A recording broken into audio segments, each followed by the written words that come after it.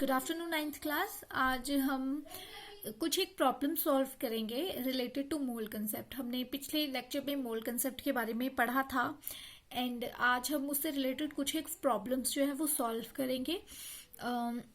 This problems are very important क्योंकि आपको ये एग्जामिनेशन पॉइंट ऑफ व्यू से भी बहुत ज़्यादा इंपॉर्टेंट है। सो उससे पहले कुछ एक सिंबल्स है जिनको हम जान लेते हैं। दैट इज कि जो नंबर ऑफ मोल्स है उसको हम स्मॉल एन से डिनोट करते हैं। सिमिलरली जो गिवन मास होता है उसको हम स्मॉल एम लिखते हैं। मोलर मास जो होता है किसी भी सब्सटेंस का उसको हम डिनोट करते हैं कैपिटल एम से। जो गिवन नंबर ऑफ पार्टिकल्स होते हैं that is N and the Avogadro number जो होता है that is denoted by N naught. तो ये कुछ एक सिंबल्स हैं जो आपको ध्यान में रखने बहुत ज्यादा जरूरी होते हैं वाइल सॉल्विंग अ प्रॉब्लम, क्योंकि आप हर जगह इतनी बड़ी स्टेटमेंट नहीं लिखते तो आप सीधे सिंबल्स लिखते हैं। तो आपको पता होना चाहिए ये सिंबल्स किसको रिप्रेजेंट कर रहे हैं। ठीक है, so now let's move towards the problem. So this is our first question that we are going to solve. It is example 3.3, page number है आपका 41.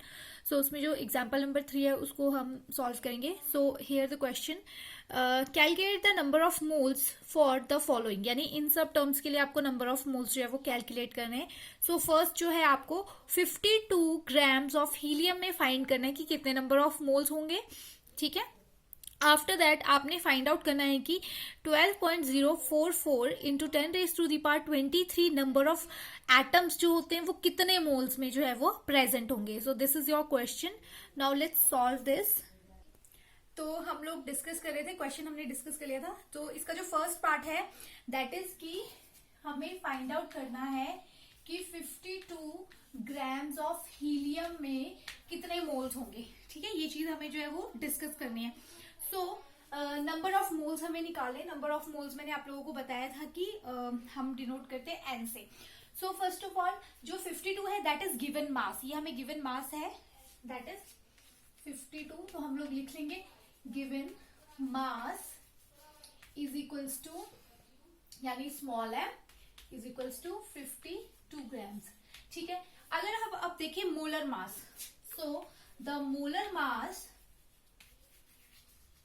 Of helium is equals to 4 gram. ठीक है, अगर हम एटॉमिक मास देखें तो वो 4 unit हम लेते हैं, बट अगर हम मोलर मास लेंगे तो 4 ग्राम्स लेंगे. Now the formula of number of moles is that is N is equals to given mass over molar mass.